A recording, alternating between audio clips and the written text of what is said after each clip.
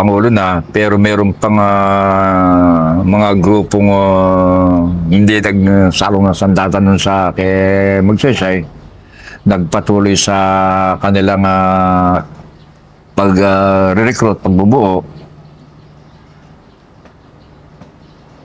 Nagkaroon ng peace negotiation sa panig naman. Ang kinontak hindi yung HMB, kundi ang kinontak ay yung PKP 1913 ni Presidente Marcos.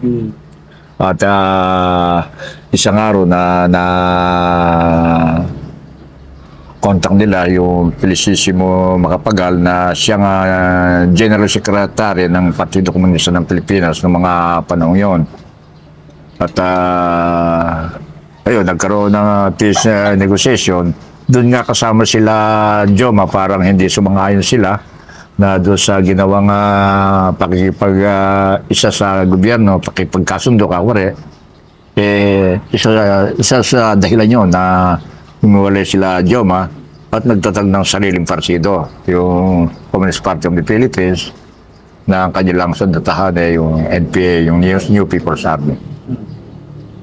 At mula noon, yung mga dating HMB, dating Hakmarap, naging HMB, ngayon mga civilian na lang at yung iba nga mga pensyonado dahil doon sa pagkakaloob ng ating gobyerno ng pension para doon sa mga veterano ng ikalawang digmaang pandaigdig. Yan, ano? Bali pa, no? Ano na po ang mga buhay-buhay? Hindi maganda na po siguro. Wala nga. Medyo, hindi maganda eh.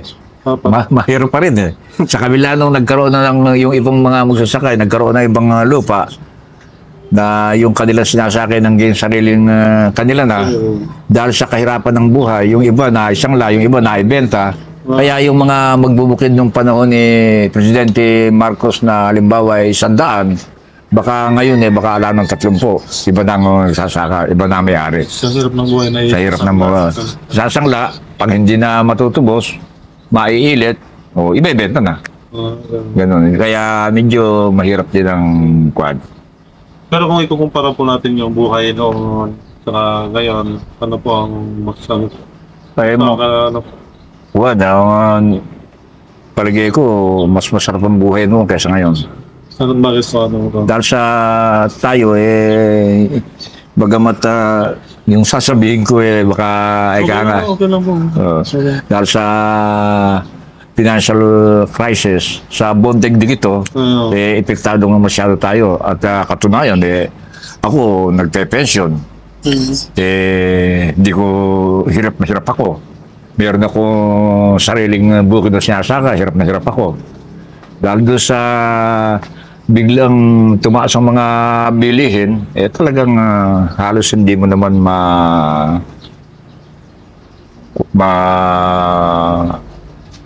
sundan yung isang masaganang pamumuhay. Mahirap din. Hindi naman ako nagtataka ron dahil sa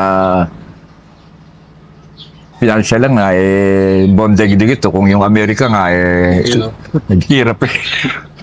Kailan po ba ang naging anak po ninyo? Yung anak ko, 12 yan, pero 10 yung buhay. Isa na lang yung walang asawa naman. Siya yung may asawa at yun nga, yung sabi nga ni Mrs. baka hindi lang 50 pati yung apo sa tuhod meron na yung mga apo ko may mga anak na rin. Pero successful naman po yung mga anak ninyo, yung ibig sabihin may mga marami siguro yung na magandang buhay ngayon. Hindi, mga pangkaraniwan, hindi naman naghihirap na masyado. Okay. Mga pangkaraniwang buhay.